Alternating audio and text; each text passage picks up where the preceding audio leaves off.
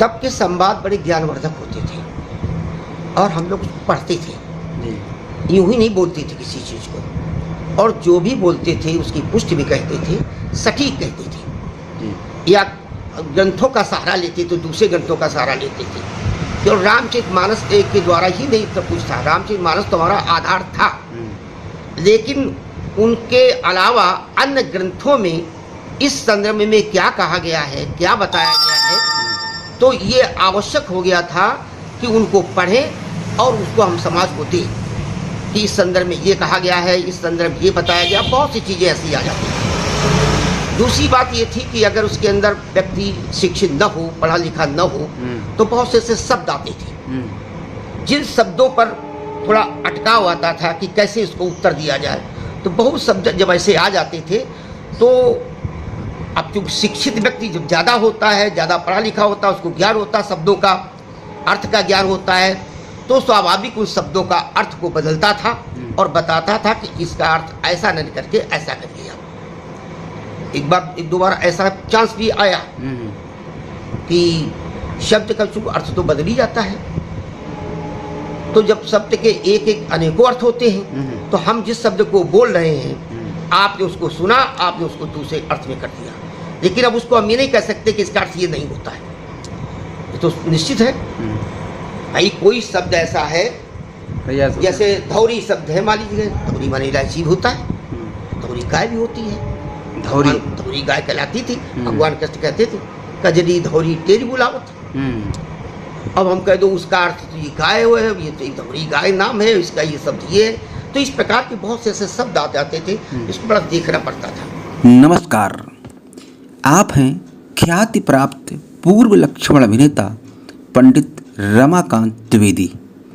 पंडित रमाकांत द्विवेदी अपने समय के अद्वितीय लक्ष्मण अभिनेता रहे हैं। विद्या भवन इंटर कॉलेज अरौल कानपुर नगर से प्रधानाचार्य के रूप में सेवानिवृत्त पंडित रमाकांत द्विवेदी जनपद कानपुर नगर के ही ग्राम औरो तहारपुर के मूल निवासी हैं और वर्तमान समय में वे लाहौर कस्बे में अपना आवास बनाए हुए हैं। द्विवेदी जी ने सन 1957 में अपने गांव औरो तहारपुर से लक्ष्मण का अभिनय प्रारंभ किया था। तब आपकी आयु लगभग 10 वर्ष थी और आप तीसरी कक्षा के विद्यार्थी थे। पंडित जी के बड़े भाई पंडित संतोष कुमार द्विवेदी रामचरितमानस के प्रखर विद्वान रहे हैं। वो भी गांव की रामलीला में विभिन्न भूमिकाएं निभाते थे। उन्हीं की सानिध्यता में रमाकांत जी ने लक्ष्मण का अभिनय तैयार किया था। गांव के अन्य कलाकारों से भी इस परिप्रेक्ष्य में आपको काफ़ी सहयोग प्राप्त हुआ। औरो तहारपुर गांव की रामलीला बहुत ही पुरानी है। पहले इस रामलीला के सभी पात्र गांव के ही होते थे। इसी क्रम में पंडित रमाकांत द्विवेदी लक्ष्मण के रूप में तैयार हुए थे। उसी दौरान बगल के किसी गांव में द्विवेदी जी रामलीला देखने गए। वहां तत्कालीन बहुचर्चित लक्ष्मण अभिनेता पंडित गिरिजा शंकर त्रिवेदी को लक्ष्मण का अभिनय करने के लिए आना था, परंतु किसी कारणवश वो आ नहीं पाए। तब गांव वालों ने द्विवेदी जी को आग्रहपूर्वक लक्ष्मण बना दिया। वहां के बाद से आपका नाम भी चर्चा में आ गया और धीरे धीरे आसपास के रामलीला मंचों से अभिनय के प्रस्ताव आने लगे। किंतु द्विवेदी जी ने अपनी पढ़ाई की निरंतरता को नहीं तोड़ा और अभिनय करते हुए आपने संस्कृत एवं हिंदी विषय से एमए तक की शिक्षा प्राप्त कर ली। पंडित जी जब कानपुर के वीएसएसडी कॉलेज में पढ़ते थे, तब वहाँ के प्राचार्य डॉक्टर एस शर्मा ने संयोग से एक बार द्विवेदी जी का अभिनय देख लिया और वो इनके अभिनय से इतने अधिक प्रभावित हुए कि उन्होंने आपसे कह दिया कि तुम चाहे जितने भी रामलीला के कार्यक्रम करो, लेकिन विद्यालय में तुम्हारी अटेंडेंस शॉर्ट नहीं होगी। तब अटेंडेंस का बहुत महत्व हुआ करता था। उस समय लक्ष्मण का अभिनय करने वाले अधिकतर अभिनेता सातों कांड की रामलीला में लक्ष्मण की भूमिका निभाते थे, परंतु द्विवेदी जी सिर्फ धनुष यज्ञ की रामलीला में ही लक्ष्मण का अभिनय करने जाते थे। आपके अभिनय में शिक्षा का प्रभाव स्पष्ट झलकता था। मंच पर प्रस्तुत होने से लेकर संवाद अदायगी में परिमार्जित भाषा शैली सहज ही किसी को अपनी ओर आकर्षित कर लेती थी। रामचरितमानस के साथ साथ पंडित जी की अन्य ग्रंथों पर भी बहुत अच्छी पकड़ थी। इसी कारण आपके साथ उस समय के वरिष्ठ और विद्वान परशुराम अभिनेताओं को ही बनाया जाता था। सन 1971 में विद्या भवन इंटर कॉलेज अरौल कानपुर नगर में अंग्रेजी शिक्षक के रूप में द्विवेदी जी की नियुक्ति हो गई। उसके बाद सन 1973 में उसी विद्यालय में संस्कृत विषय के प्रवक्ता रूप में भी आपका चयन हो गया। प्रवक्ता बनने के बाद लक्ष्मण का चंचलता युक्त अभिनय करने में पंडित जी को कुछ संकोच महसूस हुआ, क्योंकि कई बार विद्यालय के छात्र छात्राएं भी रामलीला देखने पहुंच जाते थे। इस कारण सन 1977 में आपने रामलीला से संन्यास ले लिया। बाद में पंडित जी उसी विद्या भवन इंटर कॉलेज अरौल से प्रधानाचार्य के रूप में सेवानिवृत्त हुए। प्रस्तुत है पंडित रमाकांत द्विवेदी से उनकी अभिनय यात्रा तथा रामलीला के विभिन्न संदर्भों पर 17 जुलाई 2016 को हुई विस्तृत बातचीत। परिचय दीजिएगा अपना। रमाकांत द्विवेदी। और बिल्हौर में नहीं, मेरा मूल निवास है ग्राम पोस्ट और तहारपुर कानपुर नगर। सर्विस काल में मैं यहाँ आ गया। अच्छा। बिल्हौर में शिक्षण कार्य यहाँ शिक्षण कार्य से प्रारंभ हुआ है। अरौल से विद्या भवन इंटर कॉलेज अरौल कानपुर नगर से यहाँ से प्रारंभ हुआ सन 71 से 1971 में। अच्छा। और रामलीला से जुड़ाव कहाँ से कब हुआ था? हाँ, रामलीला का जुड़ाव हुआ था मैं जब कक्षा 3 में पढ़ता था। 3 में जब पढ़ते थे? हाँ, अपने गांव में ही पढ़ता था। मेरे एक बड़े भाई साहब हैं, वो भी जीवित हैं, श्री संतोष कुमार द्विवेदी। तो उनको थोड़ा रामचरितमानस का अच्छा ज्ञान था जी। गांव में भी कुछ सांस्कृतिक प्रतिभा रही लोगों के अंदर, तो उससे जुड़ा हुआ। आवाज़ अच्छी थी थोड़ी सी, तो लोगों ने इधर खींच लिया। अच्छा। मैं भी खींच गया गांव की परंपरा के अनुसार। गांव में रामलीला होती है क्या? गांव रामलीला बराबर होती रही, पहले भी, मेरे से भी पहले जब मैं तैयार हुआ था, और फिर लगातार होती रही। आज भी वो परंपरा चालू है। तहारपुर और तहारपुर कहाँ पड़ता है? ये बिल्हौर से दक्षिण की ओर ककुवन से पहले 10 किलोमीटर यहाँ से। अच्छा अच्छा अच्छा जी। तो वहाँ से शुरुआत हुई आपकी, यानी 3, तो इसका मतलब बहुत बचपन से छोटी जोड़ी। हाँ, बचपन से तो ये समझ लीजिएगा 47, 7, 54, 3, 57 वर्ष 1957 से जुड़ गया था मैं। उनसे शुरुआत हुई थी आपको। सिखाया किसने? वही भाई साहब ने? भाई साहब ने सिखाया था जी। एक गांव के अन्य लोग भी थे। एक व्यास जी थे, स्वर्गीय रामकृष्ण गुप्ता जी, वो हारमोनियम वादक भी थे, तो स्वर ज्ञान उन्होंने दिया जी। भाई साहब ने सिखाया। और भी लोग कलाकार थे गांव के अंदर, उनके द्वारा ही पूरी जानकारी। गांव में ही पूरी मंडली थी आपकी? पूरी मंडली गांव में ही थी, पूरी गांव के ही लोग करते थे? हाँ, सब गांव वाले करते थे। परशुरामी भी गांव में से होती थी। तो अब धीरे धीरे फिर बाहर से व्यवसाय कब मंगाने का? व्यवसाय में मैं जुड़ गया बाहर से, उसी समय जुड़ गया था, उस समय जब प्रारंभ से ही। कारण था कि उस समय एक बहुत ही अक्षय लक्ष्मण के अभिनेता थे, स्वर्गीय गिरिजाशंकर त्रिवेदी, का नाम आपने सुना होगा। हाँ। वो देहरादून में पीजी कॉलेज में हेड डिपार्टमेंट रहे संस्कृत के। इसके पहले वो जूही में पढ़ाते थे जी, लेक्चरर थे। तो वो अनई गांव के रहने वाले थे। तो उस समय गिरिजाशंकर का बहुत ही अच्छा प्रभाव था क्षेत्र के अंदर, और अच्छे वक्ता भी थे। उसी समय मैंने प्रारंभ किया था, तब मैं छोटा था।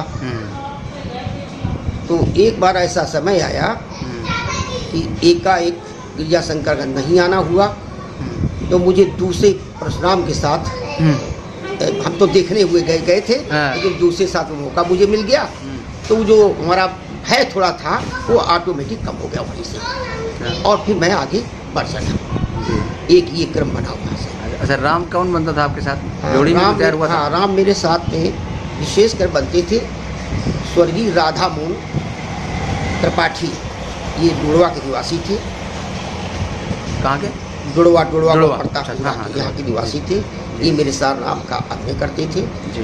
और फिर स्वर्गीय रामचंद्र जी जो कानपुर के थे, मशहूर और राम का अभिनेता, बहुत अच्छा स्वर था उनका, उनसे भी मेरा जुड़ा हुआ आकर के वही लगभग सन 1963 में 63 में उनसे जुड़ाव मेरा हो गया। फिर वो मेरे साथ अभिनय करते रहे रामचंद्र जी। फिर आप दूर दूर तक फिर जाने लगे। उमा जी, जिनका अब भी विश्वामित्र का अभिनय करते हैं, ये भी मेरे साथ राम का अभिनय करते रहे। अच्छा, राम का फिल्म। राम का भी अभिनय करते रहे उमा जी। अच्छा, इसने रामलीला ने आपकी शिक्षा को प्रभावित नहीं किया? रामलीला ने शिक्षा को प्रभावित किया। वो इस रूप में प्रभावित किया कि ज़्यादातर समय मेरा बाहर बीतता था। प्रोग्राम करना, सवेरे दोपहर तक लौट पाना, कभी दोपहर में आए, कभी 11 बजे आए, कभी संसाधन भी नहीं थे गांव तक पहुंचने के, और कॉलेज नहीं पहुंच पाते थे। दूसरा, उसी दिन अगर दूसरा कोई प्रोग्राम है तो वहाँ के लिए चल देते थे, तो पूरा दिन उसमें व्यतीत हो जाता था। तो पता चलता था एक सप्ताह में हम 2 दिन ही कॉलेज जा पाते थे। उसके साथ में एक अच्छा रूप ये रहा केवल कि जिस समय मैं SD कॉलेज का छात्र था कानपुर नवाबगंज में, तो वहाँ पर एक शर्मा जी थे प्रिंसिपल। तो नवाबगंज पुराने कानपुर में ही रामलीला हो रही थी, मैं लक्ष्मण के रोल में था। शर्मा जी वहाँ पता नहीं कैसे अचानक सुबह टहलते पहुँच गए, उन्होंने खड़े होकर देखने लगे। उनको कहीं जानकारी हुई कि वो ये लड़का जो है आपके ही विद्यालय का है। तो मारनी मुझे उन्होंने बुलाया और कहा कि मैं तो आज आपका रोल देखता रहा, मुझे बड़ा पसंद आया। अब अगर आप काम कर रहे हो तो हम अपनी ओर से इतनी छूट तुम दे देंगे, चाहे जितना प्रोग्राम करो, तुम्हारी अटेंडेंस 8 नहीं होगी। उस समय अटेंडेंस का बड़ा महत्व था जी। फिर हुआ ये कि जब वो छूट मुझे प्राप्त हो गई तो मैं और बढ़ता चला गया। प्रभाव ये पड़ा कि शिक्षा व्यवस्था प्रभावित हुई। मुझे फर्स्ट क्लास आना चाहिए था MA में और BA में, मैं दोनों में फर्स्ट क्लास दिया पाया। बस ये कमी रही थोड़ी। शिक्षा मतलब भले वहाँ से छूट मिल गई हो, लेकिन बाकी शिक्षा कमजोर हुई इस पे आके। अगर फर्स्ट क्लास आ जाता तो बात दूसरी होती जी। ये सब पूरे 7 कांड के अभिनेता थे आप? नहीं, एक दिन के लिए। अच्छा, एक ही दिन के लिए शुरू से ही जाता था केवल। अच्छा। तो वो जो कार्यकाल था लक्ष्मण और परशुराम के संवाद का, कि आप सिर्फ उसी दिन के लिए जाते थे, उस कार्यकाल से लेकर के आपने अभिनय कब तक किया? अभिनय मैंने किया है सन 1977 तक। 77 तक, 57, 77, 20 वर्ष लगभग। 20 वर्ष। इन 20 वर्षों में क्या परिवर्तन आया अभिनय की शैली में? अच्छा, इस आज की नहीं, उस आपकी 20 वर्ष की शैली। हाँ, उसमें बहुत परिवर्तन हो चुका है। उस समय जो भी रामलीला देखने जाता था बड़ी भक्ति भावना के साथ वहाँ बैठता था, क्योंकि रामलीला का ही एक ऐसा रूप था जहाँ सांस्कृतिक कार्यक्रम ये हो रहे थे, होते थे। दूसरे कोई सांस्कृतिक कार्यक्रम तो होते नहीं थे। तो हर मोहल्ले में, हर गांव में इसका प्रचार प्रसार खूब बराबर रामलीला का ही होता था। हर व्यक्ति देखने जाता था, कोई छोटा बड़ा नहीं होता था। आजकल के परिवार, कुछ बड़े बड़े परिवार जो कतई देखना पसंद नहीं करेंगे रामलीला की तरफ, या रामलीला के जो कलाकारों को अगर बता दिया रामलीला कलाकारी करते रहे हैं या रामलीला का अभिनय करते, रामलीला में अभिनय करते रहे, तो हो सकता है ये भी है कि उनसे वो लोग द्वेष करें, घृणा करें। ये स्थिति आ गई, आज की समय में आ गई है। पहले ऐसा नहीं था। ऐसा क्यों हुआ? ये परिवर्तन इस तरह का क्यों आया? कौन जिम्मेदार इसके लिए? इसके लिए तो अगर देखा जाए तो कलाकार भी जिम्मेदार हैं और समाज भी जिम्मेदार है। किस रूप में? वो समाज इसलिए जिम्मेदार रूप में है कि जिनको हम राम लक्ष्मण, जिनको हम भगवान की दृष्टि से देखते हैं, ये चीज़ छीड़ता आई है समाज के अंदर। अब देखना उन्होंने, अब इस रूप में देखना कि राम भगवान हैं, ये कमी इसलिए आ गई क्योंकि रामलीला के जो पात्र हैं वो स्वयं अपने चरित्र पर दृढ़ नहीं है। उनके अंदर कुछ दुष्टता आ गई है। जैसे नेपथ्य में बैठ गए या पर्दे के पीछे, तो पता चला बीड़ी पी रहे हैं, कोई सिगरेट पी रहा है। अगर वहाँ कोई समाज के एक अच्छा व्यक्ति पहुँच जाता है और देखता है कि तो राम जी बैठे, ये भी बीड़ी पी रहे हैं, तो वो व्यक्ति उससे घृणा करने लगता है और उसी का ये रूप बना धीरे धीरे। अच्छा, एक अभिनेता से दैनिक जीवन में आदमी उसी मर्यादा की अपेक्षा क्यों रखता है? अभिनेता है, मंच पर उसने अभिनय किया और उसके बाद दैनिक जीवन में वही आचरण वो करे, ऐसी अपेक्षा क्यों समाज रखता है? समाज को वैसे रखना भी चाहिए समाज को, और अभिनेता को सदाचार का पालन भी करना चाहिए। क्योंकि एक अभिनेता मंच पर बैठ करके राम के रूप में या लक्ष्मण के रूप में समाज के सामने दिखाई पड़ता है। उसका क्या चरित्र है उस युग का, क्योंकि त्रेता युग में उस समय है, वो त्रेता युग में राम का क्या चरित्र रहा है, अगर उसका उस मर्यादा का पालन नहीं करता है आज के इस रूप में, तो कैसे मान लिया जाए कि राम का एक सटीक अभिनय कर रहा होगा। उस अभिनय को करने के लिए कम से कम उसके अंदर इस सच्चरित्र आने चाहिए और उसका सदाचरण का पालन उसको अपने दैनिक जीवन में भी करना चाहिए। जो कि अभिनय तो त्रेता के युग का कर रहा है, मंच पर त्रेता युग है, पर जिस समाज में रह रहा है वो तो कलयुग का समाज है, तो उसका प्रभाव तो उस पर पड़ना चाहिए, मनुष्य से पड़ना चाहिए। नहीं, मनुष्य में पड़ना चाहिए कलयुग का प्रभाव। हाँ। ये बात तो सही है, लेकिन समाज, कलयुग का ही समाज उसी से अपेक्षा रखता है कि ये त्रेता का रह करके ही जीवन भर बना रहे, आम जीवन में भी त्रेता का बना रहे, कैसे रह सकता है? भाई आप ये तो जो रूप धारण किया है, हाँ, उस समय तो ठीक है, हाँ, उतना न कर सके, लेकिन कम से कुछ तो राम की मर्यादाओं का पालन समाज के अंदर करके दिखाओ तो कुछ जी, कुछ तो दिखाइए उसका। राम तो नहीं बन सकते आप, न लक्ष्मण बन सकते आप, लेकिन कम से कम कुछ। अब जैसे लक्ष्मण के अंदर क्या था? भ्रातृ भावना, भाई के प्रति अगाध प्रेम। तो भाई के प्रति अगाध प्रेम अगर आज समाज में आप उस समय दिखा रहे हो अपने रोल के द्वारा, अभिनय के द्वारा, तो क्या उसको सदाचार नहीं ला सकते हो कि भाई के प्रति उतना ही प्रेम हम आप इस कली में दिखा दें? जिससे भाई भाई के अंदर जो प्रेम पनपे और दूसरे लोग उसकी सीख ले, ये अपेक्षा रखी जाती है रामलीला क्षेत्र में। उस समय के पात्र क्या इस तरह का ध्यान रखते थे? हाँ, अधिकतर पात्र ध्यान रखते थे। अच्छा, हाँ, ये अवस्था कि कुछ ऐसे पात्र इस रूप का पालन नहीं करते थे, मर्यादा का पालन नहीं करते थे, लेकिन हाँ, इतना वो प्रकोप नहीं था जो आज समाज दिखाई पड़ रहा है। ये परिवर्तन कब से आया? ये परिवर्तन आया है सन 70 से। अचानक ऐसा क्या होगा 70 से कि परिवर्तन इस तरह का आना शुरू हो गया? क्या चीज़ ऐसी हुई? इसके लिए अगर देखा जाए तो राजनीति दोषी है। राजनीति नेता ने जब तक उनका प्रभाव बड़ी तेजी से जब बढ़ा आगे की ओर, तो ज़्यादातर वो नेता लोग जाति बंधन में बनते चले गए और जाति विखंडन करना शुरू कर दिया। उसका भी प्रभाव पड़ा समाज पर, कलाकारों पर पड़ा, और वही इसका अगर देखा जाए असली रूप में तो वो ज़्यादा इसके जिम्मेदार है जो समाज के अंदर जातिवाद फैलाते। उससे किसी कलाकार के चरित्र पर परिवर्तन आ जाएगा, ये कैसे? राजनीति विखंडित तो करा सकती है, समाज को बांट सकती है, पर एक कलाकार को नस्ल बना सकती है क्या? एक कलाकार चरित्र से गिरा बना सकती है, कलाकार को नस्ल नहीं बना सकती है। कलाकार के चरित्र में गिरावट ला सकती है क्या? ना, चरित्र में गिरावट ला सकती है। ये जो कलाकारों में जो आपके अनुसार बताया कि ये 70 के बाद इस तरह की चीज़ें आई, ये ऐसा क्या हुआ? क्या कम अशिक्षित कलाकार थे ज़्यादा? उनकी नहीं, अशिक्षित कलाकार तो नहीं, महत्व नहीं, ऐसा नहीं था कि महत्व ना उनका हो, अपने आप का महत्व वो नहीं समझ पाए, या जो भी रहा ये भी हो सकता है समाज की धारा में बह गए हो। हाँ, ये भी तो हो सकता है, या प्रभुता पाए, समाज जैसा समाज आता चला जा रहा है उसी या समाज सम्मान का अतिक्रमण हो गया, सम्मान की सीमाएं बहुत ज़्यादा बढ़ गई, तो उस पर वो ये अपने आप को केंद्रित या नहीं रख पाए, ऐसा कुछ हुआ हो।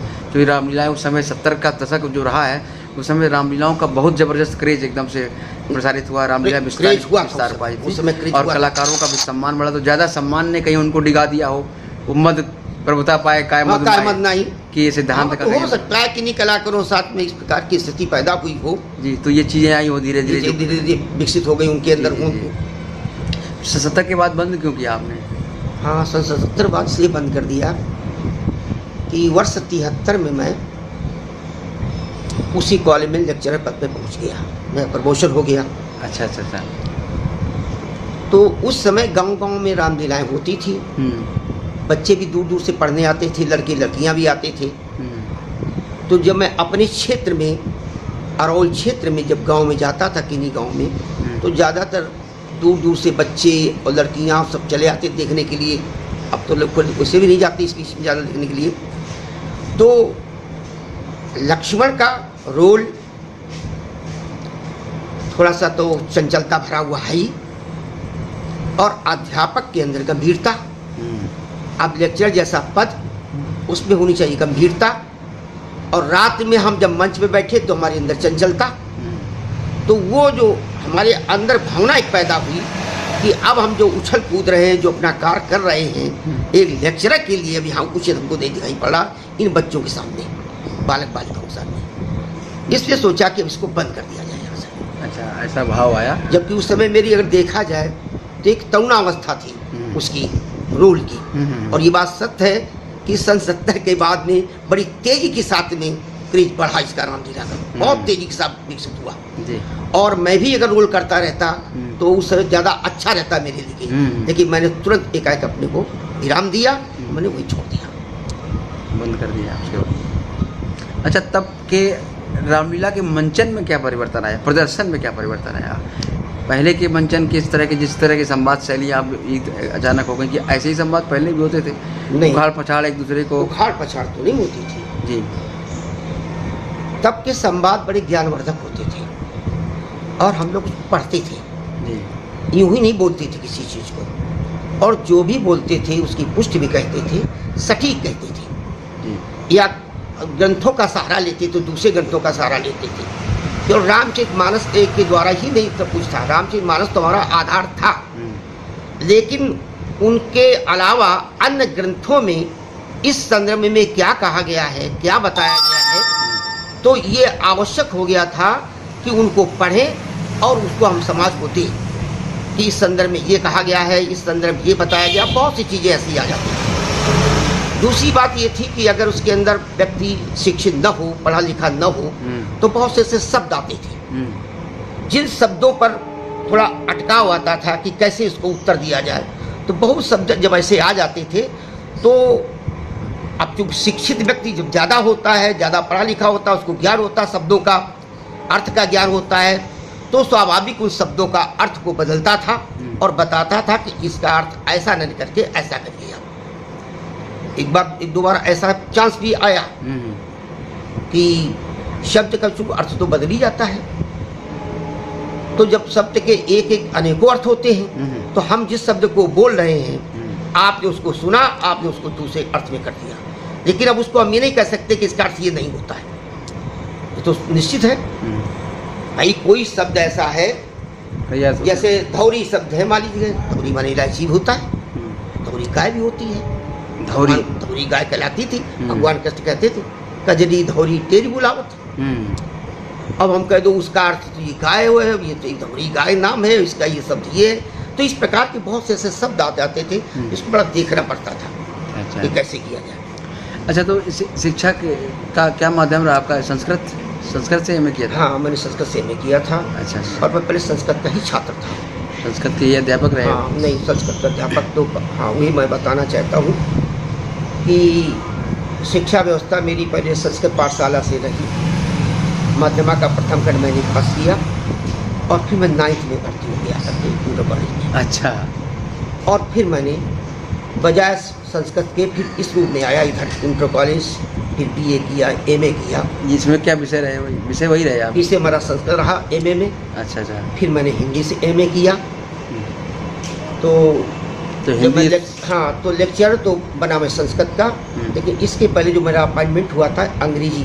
अच्छा, अंग्रेजी के रूम में? क्योंकि मैं अंग्रेजी हमारी बीए में थी, संस्कृत भी बीए में थी, तो ये दोनों लिटरेचर मेरे बिल्कुल भाई, संस्कृत अंग्रेजी पढ़ाने के लिए शिक्षक चाहिए था एक, और हमसे विषय हो गए थे 2, तो सोचा कि इनसे 2 पूरा संस्कृत भी पढ़वा लेंगे, अंग्रेजी पढ़वा लेंगे। तो उन्होंने मेरा अपॉइंटमेंट कर दिया और लेक्चर में मेरा संस्कृत किया। तो पढ़ाने में फिर अंग्रेजी पहले पढ़ाता रहा, फिर मैं संस्कृत लेक्चरर हो गया। बीच में जो हिंदी से एमए किया था तो हिंदी भी कई घंटे लगा दिए जाते थे। अच्छा। इसमें हिंदी, संस्कृत, अंग्रेजी सब पढ़ा, तीनों विषय हमारे बने रहे जी। अच्छा, रामलीला के बारे में कुछ और बताइए। रामलीला की शुरुआत कहाँ से कैसे हुई? कुछ ऐतिहासिक परिप्रेक्ष्य में आपके हिसाब से जानकारी कुछ होगा? फिर आप कहिए इसको दोबारा। रामलीला के परिप्रेक्ष्य, रामलीला का इतिहास कहाँ से शुरू हुआ, कैसे शुरू हुआ, कुछ जानकारी आपकी होगा इस विषय पर?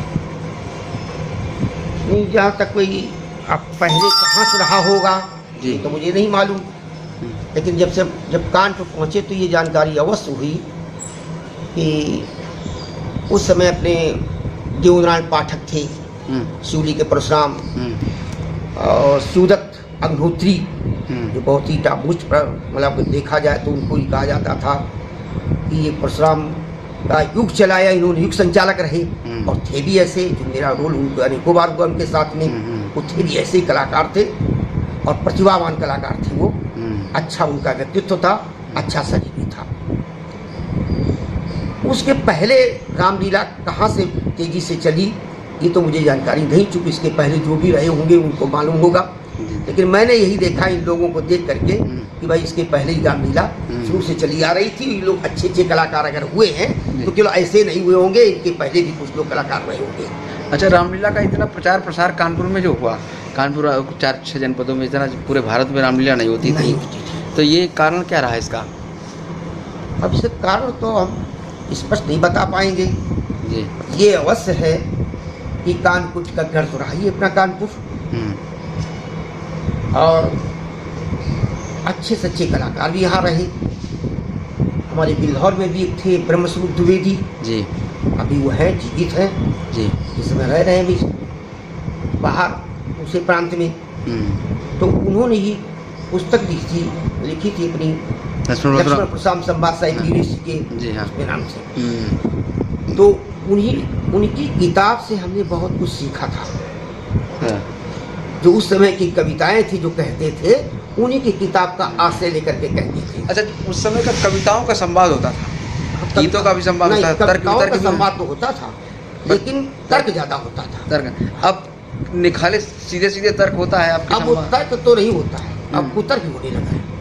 ये इस तरह की पहले तर्क तो बहुत, भाई तर्क संगत जब कोई चीज बताएंगे तो उसकी पुष्टि में बताइए। अगर किसी चीज को भी आप किसी व्यक्ति की बात को काट रहे हैं और उसको स्वीकार नहीं करना चाहते, तो आप अपनी उसको अस्वीकार क्यों कर रहे हैं, उसके पुष्टि में कुछ तो खास बात बताइए। अब पुष्टि में तो कुछ नहीं बताओगे तो, और कहते नहीं ऐसा है ही नहीं, ऐसा नहीं तो ऐसे नहीं काम चलेगा। क्यों नहीं है, उसका कारण क्या है, ये स्पष्ट होना चाहिए कम से कम, और समाज भी सुने। भाई आप कह रहे हैं कि ऐसा नहीं हो सकता, तो क्यों नहीं हो सकता है, या किस ग्रंथ में कैसा लिखा है वो आप बताएं। तो कुछ चीजें ऐसी होती थी कि इसको बताना चाहिए, कैसे बताएं इसको। ये मतलब अब तो ये जो अब इस समय संवाद देखते हैं कभी कभी नहीं, संवाद हम नहीं देखते। अच्छा, देखने योग्य नहीं रह गया? नहीं, देखने योग्य तो है, क्यों नहीं है जी हाँ, देखने योग्य है, ऐसा नहीं है। कुछ लोग ऐसे हैं इसमें अभी कलाकार जिनसे कभी कभी सीखने को मिल जाता है जी। भाई उन्होंने अगर कहीं नई चीज कोई पढ़ी है और जिसको हमने कभी नहीं उसमें दोहरा पाए, न कह पाए, न पढ़ पाए, तो कभी ऐसी चीज, ऐसा कोई विषय आ जाता है, तो अगर घर में बैठे हैं और बिल्लौर में हो रही, माइक लगा हुआ पास में, अगर उसकी आवाज़ आ जाती, कोई चीज़ ऐसा समझ में आती, कहाँ ये ठीक कहा इन्होंने कि ये चीज़ बिल्कुल सही है और इस प्रश्न का उत्तर इस सटीक पड़ता है, देना भी चाहिए था। और हमने भी सीखा कि हाँ, मुझको भी इस प्रकार के शब्दों का ज्ञान होना चाहिए था जी। तो मतलब ये जो संवाद और इस तरह रामलीला का जो स्तर बन रहा है, इससे रामलीला का भविष्य क्या लग रहा है आपको? जो ये रामलीला एक उठान पर रही, एक स्वर्णकाल रहा रामलीला, कानपुर की रामलीला ने अपनी एक पहचान बनाई, उस पहचान पर क्या स्थिति है आज की स्थिति में? अब पहचान की तो आज के कलाकार उसको भाई बढ़ाते ही रहे, क्योंकि ये तो धरोहर है कानपुर की, तो कानपुर की धरोहर की रक्षा करना तो कलाकारों का कर्तव्य है, उसको बढ़ाएं। और अगर कोई पूर्व कलाकार ऐसे जीवित हो जैसे बंसलाल जी त्रिपाठी, जनक अभिनेता, और व्यक्तित्व भी ऐसा है जिनसे आप बात करें तो उनकी बात ऐसा मालूम पड़ता है कि राजा ही है। जब वो अभिनय करते थे या जिस पेश में बैठते थे राजा ही लगते थे। तो ऐसे कलाकारों से कुछ उनको सीख मिले, कुछ सीखें, और न उनका अनुसरण कर सके तो कम से कम किसी एक चीज़ का कोई एक उदाहरण लेकर के आगे बढ़ें और रामलीला को आगे बढ़ाएं, जिससे कि कानपुर का नाम हमेशा सुरक्षित बना रहे और लोग पहचानते रहें कि कानपुर जो है कला की खान रही है और रामलीला के क्षेत्र में आगे रही है। तो उसको बढ़ाने का एक, अगर देखा जाए तो उनके ऊपर एक जिम्मेदारी है, उसको बढ़ावें, वो तो उसके उत्तराधिकारी है, तो उसको बढ़ाना भी चाहिए। अच्छा, रामलीला ने आपके अपने व्यक्तिगत जीवन में क्या परिवर्तन डाला? हाँ, रामलीला ने व्यक्तिगत जीवन में परिवर्तन ये डाला कि एक तो मेरा बोलने का जो भय होता लोगों के अंदर, वो समाप्त हो चुका था छोटे पर से ही, प्रारंभ से ही जी। बोलने की शैली दिन पर दिन बदलती रही, और जब रामलीला के क्षेत्र में उतर करके तेजी से मैं आया तो मेरी भाषा शैली बिल्कुल परिवर्तित हो चुकी थी। परिवारजित भाषा, परिवार की भाषा बोलते थे, परिष्कृत शैली थी मेरी, बोलने का भी एक तजुर्बा था और सुनने का भी कि परशुराम जी क्या कह रहे हैं इसका, और तब तक मैं मनन करता रहता था कि इस प्रश्न का उत्तर मुझे क्या देना है, किस पुष्ट के साथ देना है, किस ग्रंथ का उदाहरण लेना है। ये चीज़ें, सारी चीज़ें मेरे मस्तिष्क में बनी रहती थी, और जब उनकी बात समाप्त हो जाती थी तो उसको क्रमबद्ध तरीके से मैं कहता था। ये मुझे याद रहता था बराबर कि मुझे क्या कहना है। सबसे अच्छा अनुभव किस परशुराम के साथ रहता था आपका? मेरा सबसे अच्छा अनुभव रहा है पंडित स्वर्गीय शिव कुमार मिश्रा के साथ, जो यूनिवर्सिटी कॉलेज में थे, और वो भी निवासी थे सिवनी के। अच्छा, तो वो मतलब उनके साथ आपका संवाद इसलिए अच्छा था कि वो भी हिंदी के थे जी जी, और योग्य थे। तर्क भी उनका बहुत अच्छा था, तार्किक परशुराम थे। कभी कभी ऐसा होता था कि शब्द जो है एक दूसरे का कहाँ किसको अर्थ को जोड़ना है, किस भाव को कैसे ले जाना है, कहाँ अपनी कौन सी बात कहनी है, ये भी चीज़ें हम लोगों को सीखनी पड़ती थी, किस रूप में उसको प्रदर्शित करना है। अच्छा, एक चीज़ और है ये परशुरामी के दौरान जब परशुराम का आगमन होता है, अभी तो पहले तो सीधे आते थे, बाद में ये प्रकरण बना, ये मंच लगा करके प्रदर्शन करने वाला, तो उसमें जो ये लोग, कुछ लोग प्रणाम करने, राजा बन करके पब्लिक से लोग प्रणाम करना शुरू कर देते हैं। राजा का वेश परिवेश नहीं होता उनके पास में।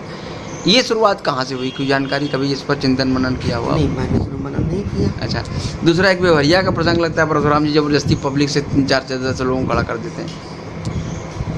हाँ, वाणी व्यवहारिया बोली। हाँ, इस पर ये किसने शुरू किया, कहाँ से एकदम से दिमाग में किसका? क्योंकि कला पक्ष मंच ऐसा प्रतीत होता है कि पूर्व कलाकारों ने जी उसको थोड़ा सा अच्छा रूप देने के लिए या समाज के संभ्रांत व्यक्तियों को साथ में जोड़ने के लिए उठाया हो।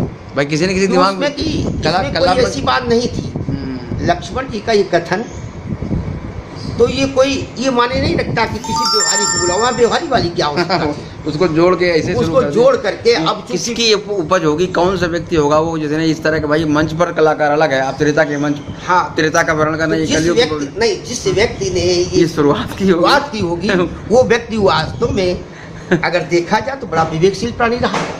समाज समाज को एक नई सीख दी कि भाई इसमें समाज के अंदर कम से कम यहाँ संभ्रांत 50-30-35 व्यक्ति बैठे हुए हैं, तो हम उन व्यक्तियों को कैसे अपने साथ में जोड़े और भाई उनसे हम कैसे कुछ प्राप्त करें, क्योंकि उनको जब जोड़ोगे, उनको उठाओगे, प्राप्त तो निश्चित है कि वो समाज से जुड़ेंगे।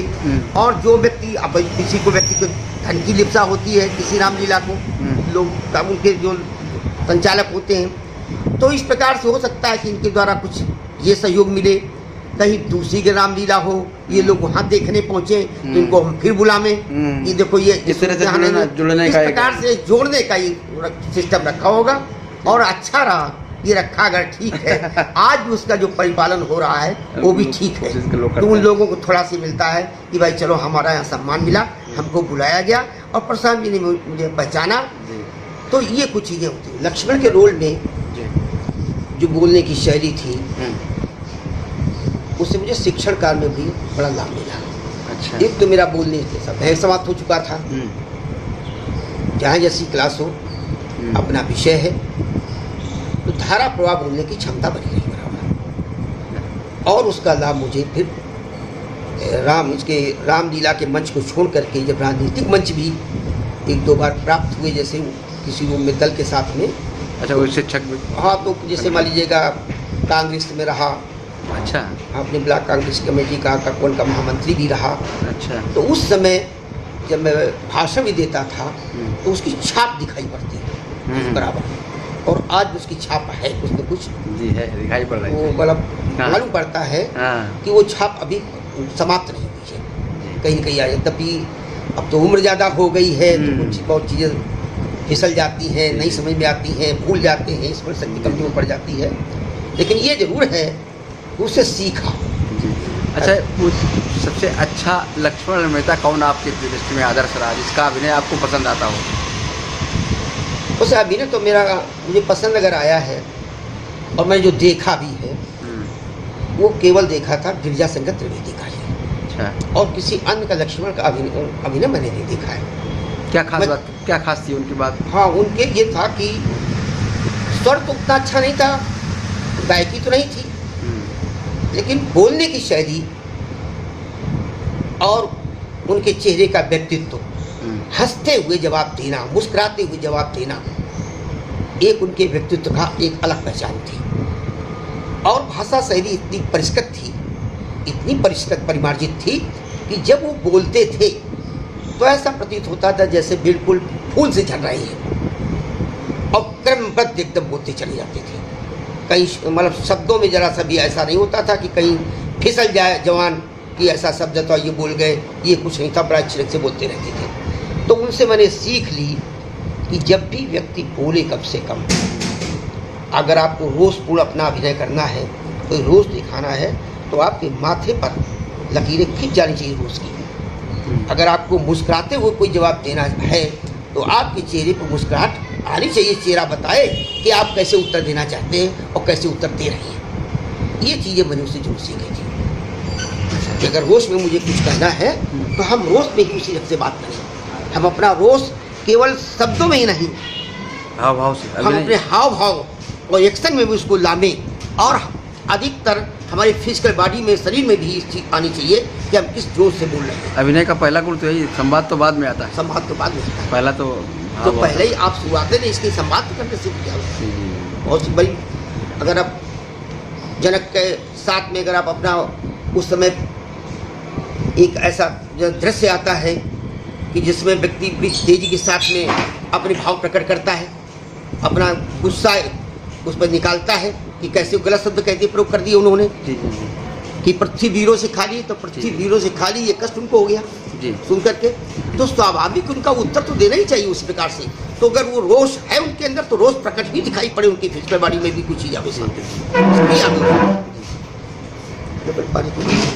अच्छा, एक आखिरी बात, परशुरामों में कौन सा, किसका परशुरामी का अभिनय आपको सबसे प्रभावित करता था, लगता था कि कोई? हाँ, वैसे स्वर्गीय सुंदरलाल जी अग्निहोत्री का और श्रीकांत त्रिपाठी का और स्वर्गीय कृष्ण मुरारी त्रिपाठी का, और ये मैंने जो बताया स्वर्गीय शिवकुमार मिश्रा का। इनमें अपने आप में क्या विशेष अंतर था, जैसे श्री कृष्ण जी का और शब्द बोध सुनते हैं? हाँ, श्रीकांत त्रिपाठी भले उनको याद ज़्यादा हो, स्मरण ज़्यादा हो, लोग तो उसमें कह देते थे कि बिल्कुल रट के बोल रहे हैं, ऐसा नहीं था। कोई व्यक्ति रट के भी बोलता है तो कम से कम उसका कहीं न कहीं वो तो रुक जाना चाहिए, लेकिन उनकी शैली में कहीं रुकावट और बड़े क्रमबद्ध उनके शब्द भी निकलते थे जो बोलते थे। अच्छे ढंग से उन्होंने अध्ययन किया था, पढ़ा था, इस ढंग से बोलते। इसलिए ऐसा नहीं था कि वो श्रीकांत त्रिपाठी तो बहुत अच्छा रोल करते थे हमारे हिसाब से, और उनका चेहरा भी बिल्कुल जब खड़े होते हैं और बिल्कुल सामने देखते तो मालूम पड़ता है कि कोई एक परशुराम है। सुंदरलाल जी के अंदर चूंकि भाव परशुराम का पूरा रहता था, नहीं करता कला पक्ष जो जितना मजबूत था, सुंदरलाल जी बहुत मजबूत था उनका, कि अगर वो धनुष के टूट जाने पर अगर विलाप कर रहे हैं तो विलाप इतना प्रभावी होता था कि समाज उनके साथ रोने लगता था। क्या परशुराम को विलाप करना चाहिए धनुष टूटने पर? विलाप का कहीं प्रकरण तो है नहीं, विलाप का कहीं प्रकरण नहीं जाएगा। अब चूंकि लौकिक चीजें कुछ हैं, व्यवहार में कुछ चीजें लानी पड़ती हैं, जैसे राम का विलाप के अंदर शुरू हो गया, राम का विलाप शुरू हो गया जी, और उस समय भी अपना लक्ष्मण का भी एक रोल साथ में हो जाता है, जबकि हम तो अपना उस कार्यकाल में ऐसा नहीं, राम के विलाप के साथ में हमारा रूप तो जैसा था वैसा रहता था जी। हमें जो अगला बोलना है हम उसका ही उत्तर देते थे, लेकिन बीच में जो उन्होंने बीच में जो शुरू कर दिया अपने साथ में एक कला को जोड़ते हुए, कहीं पता नहीं समाज को क्या बताना चाहते हो, जबकि वो चीज़ उससे इतर है, हट करके। अब उस समय जब राम विलाप कर रहे हैं तो लक्ष्मण का विदाई तो उस पर कुछ बोले, हाँ राम के साथ ये नहीं अच्छा लगता है। वो विलाप नहीं, वो अपनी कारुणिक शब्दों में अपनी बात को कह रहे हैं केवल, तो करुणा भरे भाव में बात को कहना चाहिए, ना कि बिल्कुल रोना चाहिए। रोने का कोई प्रकरण तो वहाँ आया नहीं। जी जी। अच्छा, आप चूँकि इतने दिनों से रामलीला से जुड़े रहे, तो रामलीला के प्रचार प्रसार संरक्षण संवर्धन का कभी दिमाग में आया कि इस पर भी हम कोई काम करें, कुछ करें अलग से, या जब से रामलीला छोड़ दी तब से उधर देखना भी? हाँ, उधर देखना बंद कर दिया। अच्छा, ये बात सही है क्योंकि शिक्षा व्यवस्था से जुड़ गया था, विद्यालय में जो जिम्मेदारियाँ ज़्यादा थी उनके निर्वहन में लगा रहा और मैंने इधर से अपना मोह भंग कर दिया। समाज भी देख रहे थे कि रामानंद की रामलीला रामायण जब आ गई तो उसका क्रेज समाप्त हो रहा है धीरे धीरे। समाज चाहती नहीं है, बहुत से अच्छे घरों के लोग उनको देखना पसंद नहीं करते हैं, तो अपने को इससे अलग नहीं करते। इस विरासत को आगे बढ़ाया कहीं आपने बच्चे बच्चों को सिखाया हो? रुचि नहीं थी कि आप नहीं उधर? नहीं, रुचि नहीं रही, रुचि समाप्त हो गई वहीं से। नहीं, बच्चों की रुचि थी आपके? नहीं, बच्चों की रुचि नहीं। अच्छा, नहीं थी। आपसे शुरू हुई रामलीला? हमें से समाप्त हो गई। अभी समाप्त।